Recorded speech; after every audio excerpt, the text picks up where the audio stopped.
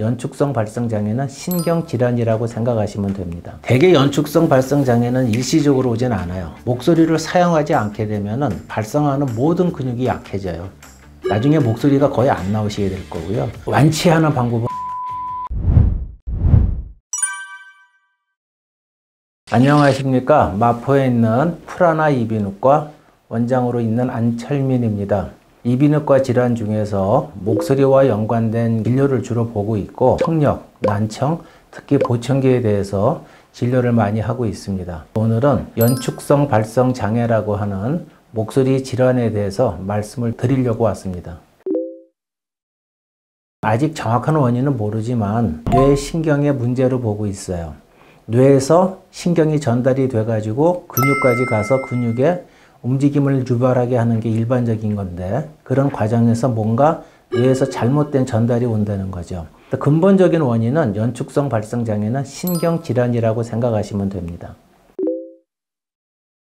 아직 완치하는 방법은 없어요. 성대에다 보톡스를 놔주는 게 가장 증상을 빨리 편하게 호전시켜주는 방법이고요. 보톡스의 원리는 일반적으로 미용에 쓰는 거랑 다 같아요. 뇌에서 어떤 명령이 들어가면은 신경에서 근육과 연결된 부분에서 그 아세틸콜린이라고 하는 전달 물질이 나와요. 그래서 그것이 근육에 가면서 이제 수축을 만들어내고 움직임을 만들어내는데 이 보톡스는 그 신경 전달 물질을 억제하는 겁니다. 그래서 그런 원리로 보톡스를 주입을 하게 되는 거고, 그런데 보톡스를 계속 맞게 되면은 약의 내성이 생기는 경우도 있고요. 계속 맞는 성대 근육이 약해지면서 발성이 약해지는 경우도 있고요. 보톡스를 맞으면서 발성을 계속 하게 되면은 발성 자체가 변화가 오게 됩니다. 결국은 음성 치료라고 해가지고 정상적인 발성을 계속 유도하는 그런 치료를 같이 병행하는 게 가장 좋고요.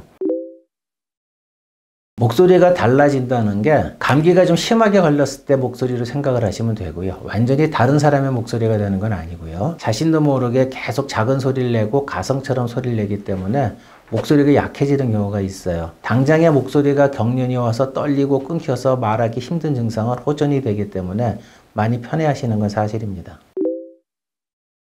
목소리가 떨리는 경우는 크게 신경질환하고 또 목소리를 사용할 때 과도하게 써서 오는 발성질환, 그리고 심리적인 경우로 볼 수가 있는데요. 그 중에 신경질환은 여러 가지 질환들이 있어요. 그 중에서 가장 흔한 것이 연축성 발성장애라고 하는 목소리 질환이고요.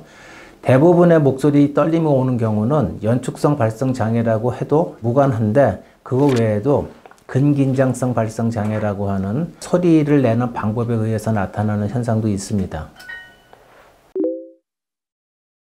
근본적으로 발성이나 발음에 문제가 있어서 그런 경우가 많아요. 시옷이라고 하는 것은 혀와 이빨 사이, 그리고 혀와 입천장 사이에서 압박이 일어나는 거. 예를 들어서 스 하고 이런 소리가 나게 되면은 이 혀끝이, 입끝이 막히게 되거든요. 그러면 성대 쪽은 이게 벌어지면서 긴장이 들어갑니다. 그래서 소리가 막히는 경우에 더 심하게 느낄 수가 있고, 히읗 같은 경우는 하고 성대에서 바로 소리가 나오는 경우인데 그때 성대가 떨리거나 경련이 있게 되면은 자연스럽게 소리가 잘 안 나오는 경우가 있습니다. 그래서 보통 시옷이나 히읗 같은 발음을 처음 시작할 때 목소리가 많이 떨린다, 막힌다 그렇게 표현하는 분들이 계세요. 20, 30대 여성 말고도 남성이나 어린아이, 노인분들 많이 계세요. 근데 20, 30대 여성분들은 일단 목소리 사용이 가장 많은 연령층이고요. 그리고 목소리가 가장 높은 연령층이거든요. 그러다 보니까 가장 불편함을 많이 느껴서 병원 방문을 가장 많이 하시는 연령층이라고 보시면 될 것 같고요. 그 외에도 연세가 드신 분들도 많아요. 남자분들도 많고. 근데 그런 분들은 그 20, 30대 젊은 여성들에 비해서 소리 내는 거에 대해서 좀 더 무덤덤해지거나 좀 더 강하게 발성을 내기 때문에 좀 더 덜 느낀다고 볼 수 있고, 실제적으로 병원을 찾는 사람들의 통계를 보면은 제일 많은 건 사실입니다. 대개 연축성 발성장애는 일시적으로 오진 않아요. 기복이 있어가지고 심해졌다가 약해졌다가 하는데 목소리 가만 들어보시면은 떨림이 다 있어요. 그것이 내 목소리인 거로 착각을 하시고 오랫동안 사시다가 어느 순간에 뭐 감기가 심하게 걸렸다든가 말을 심하게 했다든가 스트레스를 많이 받았다든가 어떤 원인에 의해 가지고 갑자기 증상이 심해지는 경우가 있어요. 그때 나타난다고 착각을 하시는 경우가 제일 많으신데 평소에 목소리가 계속 떨리는 소리가 있다면은 연축성 발성 장애일 가능성이 많고 어느 특별한 이벤트가 있어가지고 일시적으로 떨린다면은 그거는 일시적인 거라고 생각을 하시면 될 수 있습니다. 스스로 소리 내는 게 힘들어지니까 말을 점점 좀 안 하게 되거든요. 말을 안 하시게 되면은 목소리를 내는 건 근육을 쓰는 거기 때문에 목소리를 사용하지 않게 되면은 발성하는 모든 근육이 약해져요. 나중에 목소리가 거의 안 나오시게 될 거고요. 쓰는 자체가 힘들어지게 됩니다. 제일 문제가 되는 거는 심리적 스트레스가 너무 많이 받게 돼요. 특히 연세가 드신 분들한테 그런 게 오게 되면은 치매 같은 것도 심하게 영향을 좀 줄 수도 있어요. 그래서 어떻게 하든 목소리를 낼 수 있도록 자꾸 사용을 하시고 쓰는 것이 좋습니다.